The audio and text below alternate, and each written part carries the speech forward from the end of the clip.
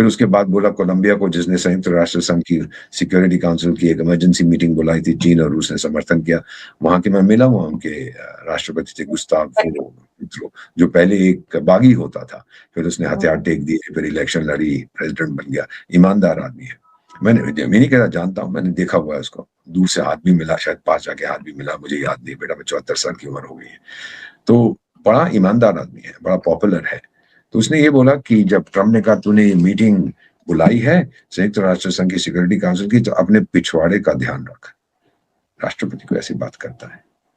तो उसने कहा कि प्रेसिडेंट ट्रम्प, तू मुझ पे हमला करने की धमकी दे रहा, आजा, मैंने हथियार फिर उठाऊंगा, मैं इंतजार कर रहा हूँ। अब ट्रम्प ने कहा ये तो बात बनेगी नहीं, मेरे लोग मारे जाएंगे। वेनेजुएला में तो गए थे तेल के लिए नहीं, हमने कहा था कि ये आतंकी है, ये ड्रग स्मगलिंग करता है, ये मशीन गन्स लाता है, ये ह्यूमन स्मगलिंग करता है। उसमें तो ड्रग एनफोर्समेंट एजेंसी, आपने वर्दी देखी होगी जो उन्होंने पहनी थी, डीए की थी। कहता मेरी फौज नहीं गई, सिर्फ मेरी पुलिस गई थी। चलिए मान लिया तेरी पुलिस गई थी, जो कहना है कह दे। सारे वेनेजुएला के सिस्टम उन्होंने खत्म कर दिए। लोग कहते हैं कि रूस का जो S-300 था वो तो बेकार है, बेकार नहीं था, उन्होंने सारा कंप्यूटर कंट्रोल ही खत्म कर दिया था। पूरा उनके वर्म्स घुस गए थे उनके सिस्टम में, तो वेनेजुएलन्स को पता नहीं था क्या करना है। सो ये चीजें होती हैं जो देखने के लिए है। तो इसने ट्रम्प साहब ने कोई तेल वेल के लिए नहीं किया, बस ये पावर प्रोजेक्शन। अब फिर जब पेट्रो ने कहा आजा मैं भिड़ जाऊंगा, ट्रम्प ने कहा यार ये तो फिर गलत हो गया, ये तो झुका नहीं है। बोला अरे पेट्रो तू कितना अच्छा आदमी है, मैं तो तुझसे बहुत प्यार करता हूँ, आजा व्हाइट हाउस में भोजन करेगा। व्हाइट हाउस में उसको गिरफ्तार कर लिया, मैं कुछ नहीं कह सकता, लेकिन जब आप खड़े हो जाओ इसके सामने डट के, तो फिर ये पीछे हट जाता है, क्योंकि ये ट्रांजैक्शन है। दिखता मेरा क्या फायदा है, कोलंबिया को हड़प करने से क्या फायदा है। मैं मानता हूँ वहां पे कोकेन बनती है, ड्रग्स बनते हैं, अमेरिका में आती है, तो तू डिमांड को तो कंट्रोल नहीं कर रहा, सप्लाई को कंट्रोल करना चाहता है। कोलंबिया में नहीं, कहीं और से आएगी, क्योंकि अमेरिकन लोगों को अब चस्का लग चुका है। डोनाल्ड ट्रंप का एक आइडिया है, मैं दुनिया में नंबर 1, चलिए बन गया तो अमेरिकन लोग तुझे सपोर्ट करते हैं। उसके बाद दुनिया के साथ कैसे निपटना है, कैसे डील करना है, वो इस आदमी को नहीं आता है। ये सीधा हर चीज धंधे की बात कर, हाँ भाई बोल कितने डॉलर तू मुझे देगा और मैं तुझको दूंगा। So that's basically it. लेकिन अनफॉर्चुनेटली इस समय दुनिया में किसके पास ताकत नहीं है। ये RIC की बात करते हैं, रशिया, इंडिया, चाइना, क्या मिलके हम हमला करेंगे अमेरिका पर? किसके पास दम है? मैं चाइना को बोलूंगा पहले तू जा, चाइना रूस को बोलेगा पहले तू जा, कुछ नहीं होने वाला। फिर हमारी ये सिस्टम नहीं है कि हम किसी के ऊपर आक्रमण करें। बातचीत की है, नहीं हुआ तो नहीं हुआ, चल तू 5000% टैरिफ लगा दे, हम जी लेंगे। पहले भी हम निपटे हैं, पहले भी हमने सहा ये सब, फिर करेंगे। भारत के पास बहुत रेजिलियंस है बेटा। हम लोग हम पे जितना दबाव डालोगे हम उतने ही और मजबूत होकर बाहर निकलते हैं। ये हमारी परंपरा है। सर ये जो लटनिक है, इसकी बातों से इतना तो साबित हो गया ना कि पीएम मोदी झुके नहीं। वो आज भी अपनी उस बात पे कायम है कि हम एग्रीकल्चर सेक्टर नहीं खोल सकते, हम डेयरी सेक्टर नहीं खोल सकते इन लोगों के लिए। और हमारे देश के अंदर जो विपक्ष है, उनके एक नेता है जयराम रमेश, वो लिखते हैं हग हग ना रहा, पोस्ट पोस्ट ना रहा, मतलब एक गाने पर तंज कस रहे हैं पीएम मोदी पर। सर ये लोग जब इस तरह की बातें करते हैं तो क्या इनको इंटरनेशनल अफेयर्स समझ में नहीं आते कि वहां पर कैसे डीलिंग समझ आता है, समझ आता है, लेकिन इनकी नफरत जो है प्राइम मिनिस्टर मोदी के साथ, क्योंकि वो बहुत लोकप्रिय है, ना सिर्फ भारत में, पूरी दुनिया में उनको सबसे लोकप्रिय नेता हर साल चुना जाता है, हर हफ्ते चुना जाता है। ये इनकी जो नफरत पीएम साहब के लिए, वो उन्होंने नफरत भारत के लिए कर दी। वो सत्ता से अब कितने साल हो गए, नहीं है, वो पावर नहीं है बेटा, वो इन्फ्लुएंस नहीं है, वो लाल बत्ती, पीली बत्ती, नीली बत्ती वाली गाड़ियां नहीं है जो बंद हो गया सब। ये इनको बहुत तकलीफ होती है कि हमारी कोई सुनता नहीं है, तो ट्वीट करने दो। आजकल ट्वीट सोशल मीडिया के जरिए तो पूरा डेमोक्रेटिक हो गया, जो कहना है लिखो। और अगर एक गाने के इसने कर दिया है, कुछ कह दिया है, तो मैं भी फिर इसके पे गाना गा देता हूँ कि भाई तेरा एतबार ना रहा, कि दिमाग दिमाग ना रहा तेरा, तो एतबार ना रहा। ये भी मैं कह सकता हूँ, बहुत सी चीजें हैं। और भारत जो कहता है कि जब भारत की जवानी, भारत के लोग क्या कहते हैं, ये जवानी है दीवानी, रुक मेरी रानी आजा देख जरा मुझको मुड़ के, सारी दुनिया देगी। भारत का आज मॉडल स्टैचर है बेटा। मैं एक चीज बताता हूँ, ये जो नेता है इनको बताओ। My son who lives in the US आजकल आया, उसने मुझे कहा कि डैड एक चीज है, जब हम लोग कहीं इंग्लैंड में या फ्रांस में या अमेरिका में या कनाडा में हम चाहते हैं कि एशियन खाना खाया जाए, तो हम सब कहते हैं let's go to an Indian restaurant. ये कोई कभी नहीं कहता पाकिस्तानी रेस्टोरेंट। मैं जॉर्जिया में जब आपका राजदूत था, तो इंडियन कम्युनिटी ने मुझे बुलाया डिनर पे, रेस्टोरेंट का नाम था न्यू दिल्ली, बहुत अच्छा खाना था। जैसे मेरी आदत है, हमेशा मैं शेफ को जाके थैंक यू कहता हूँ एक्सेट्रा, कि शाबाश शाबाश शाबाश।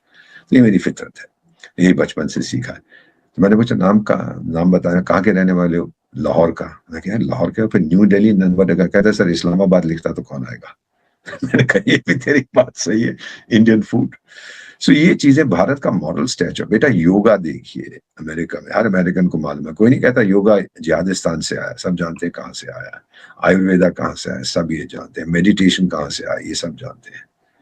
सो ये चीजें हैं भारत के बारे में। ये विपक्ष आपका जो मर्जी बकवास करता रहे, रियलिटी इज कि जो नॉन हार्ड पावर, मैं ये नहीं कह रहा soft power, non hard power, unique power, smart power जो भारत की है, अमेरिकन सब ये पहचानते हैं। और डोनाल्ड ट्रंप कुछ नहीं कर पाएगा। 3 साल है, उसके बाद चला जाएगा, हम झेल लेंगे। निक्सन ने भी बहुत कुछ किया था 71 में, उसके बाद जब हमने न्यूक्लियर टेस्ट किए तो भी प्रतिबंध हम पे लगा लिए थे, हम झेल लेंगे। We are used to the very resilient. तो जो करोड़ों लोग बेटा आपका कार्यक्रम देख रहे हैं, उनसे कहूंगा भरोसा करिए, इत्मीनान से इंतजार करिए, अभी निपट लेंगे इससे। और मेरा मानना है कि अब ये ईरान पे पहले जो हमला करेगा, क्योंकि ईरान के साथ भी वही चीज है, तेल वेल नहीं चाहिए उसको ईरान का। वो चाहता है कि इजराइल के ऊपर जो आप हमला कर रहे हो, न्यूक्लियर हथियार बना रहे हो, खत्म कर दो। तेल अमेरिका को क्या है ना, वो तो ऑलरेडी लार्ज, मेरा ख्याल सऊदी अरेबिया से बड़ा एक्सपोर्टर है तेल का। वो तो बहुत एक्सपोर्ट करता है, बहुत प्रोडक्शन है उसकी, तो उसको जरूरत नहीं है। बस ये है कि इजराइल पे तू हमला, तो न्यूक्लियर बम बना रहा है, मैं तेरे को रोक दे।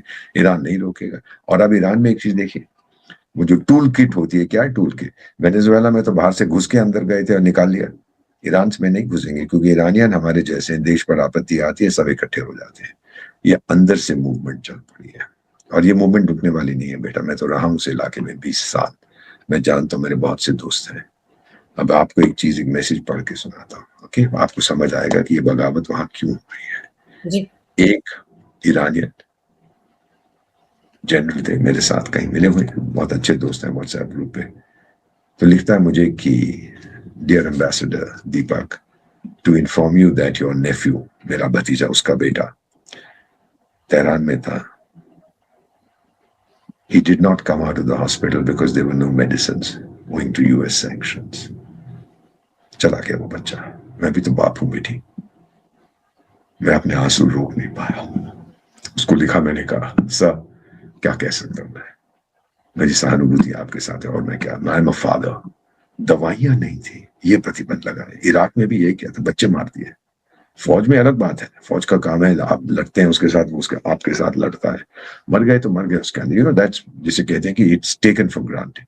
लेकिन सिविलियंस को, अब ईरान में जो मूवमेंट शुरू हुई है, वो दुकानदारों ने और यंग पीपल ने। क्यों? क्योंकि इस समय मैं आपको बताता हूं कि इन्फ्लेशन 70-80% है, करेंसी खत्म हो गई है, नौकरियां है नहीं किसी के पास, तो फिर क्या होगा? ये कुछ फोन, मेरे आवाज आप बीच में सुनती है जब आते हैं, ये मेरा व्हाट्सएप ग्रुप, क्योंकि जो कुछ कर रहा है ईरान के साथ, लोग लिख रहे हैं कि एम्बेसडर क्या करें क्या करें। मैं कौन होता हूँ कहने वाला क्या करें, पर वो दबाव डाल रहा है आपके ऊपर, और वो चाहता है कि इंटरनल मूवमेंट, वो बाहर से हमला नहीं करेगा। बाहर से हमला कहाँ करेगा? ग्रीनलैंड पे। जो अलास्का है, अमेरिका ने खरीदा था सोवियत संघ से, उन्होंने बेच दिया था उसको। और जो ग्रीनलैंड है, वो डेनमार्क का बोलेगा देख बेच दे, नहीं तो मैं ले लूंगा। डेनमार्क भी लाइन पे आ जाएगा। चलिए, हमने नेगोशिएट किया है, और फिर हमने सोचा है कि दुनिया की शांति के लिए जरूरी है कि अमेरिका को देना। अमेरिका की तो बेस ऑलरेडी है, अब वो पूरी तरह से हड़प कर देगा। कौन पंगा लेगा बेटा उसे? मल्टीपोलर, अरे दूसरा खंबा कौन सा है? बातें बड़ी बड़ी करते हैं हमारे जो फौजी हैं, मल्टीपोलर वर्ल्ड है, ये सब विकिपीडिया और चैट जीपीटी की बात है। मल्टीपोलर का मतलब क्या होता है? एक से ज्यादा सेंटर ऑफ पावर है ना, एक से ज्यादा पोल है। कौन सा दूसरा पोल? चीन। क्या किया उसने वेनेजुएला के लिए? और फिर ये जो रूस के जहाज पकड़े हैं 2, जिन पे रशियन फ्लैग था, जो तेल ले जा रहे थे, ये तेल रूस को नहीं चाहिए। रूस तो बहुत बड़ा एक्सपोर्टर है, ये रूस के लिए थे। रूस में ये तेल जाना था, पर डाइवर्ट होता है यूरोप को ना। रूस ने तो बहुत पैसे दे रखे हैं विंसेंट निकोलस मदुरो को, दूसरे ने भी, चीन ने भी दिया, उनको तो पैसे वापस चाहिए। चीन तो तेल के रूप में ले रहा था, तो रूस कह रहे तेल आप बेचो हाई सीज पे, समुद्र में, और पैसे मुझे दो। अब नई सरकार जो आएगी, वो बेटा पैसे कहाँ से देगा? उसको पैसे आएंगे।